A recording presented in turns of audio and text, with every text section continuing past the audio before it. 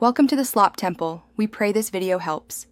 You begin by protecting your data. Take a full backup or export of the specific table now. Inspect dependent objects like views, triggers, constraints, and foreign keys that reference this column. Make sure your user has alter and drop privileges. If not, request them from the DBA.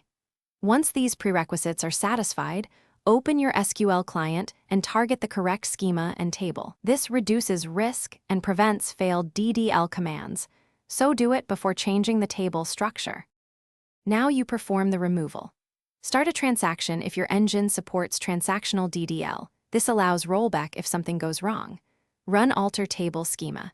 Table drop column name, or drop multiple columns in one statement to minimize lock time. If the database supports online DDL, use it to keep the table available, otherwise, schedule during low traffic. Once the command completes, recheck constraints and dependent objects. Update or drop any that still reference the removed column to avoid runtime errors. Finish by rebuilding indexes and running analyze or equivalent so the optimizer has current statistics. This improves query plans after a structural change. Then run your integration and application tests to confirm no queries break, and update ORM models or code that reference the column. If something goes wrong, roll back the transaction immediately if still open.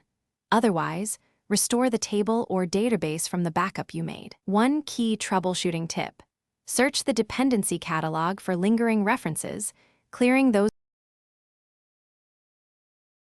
Thanks for watching. Consider subscribing if we helped you.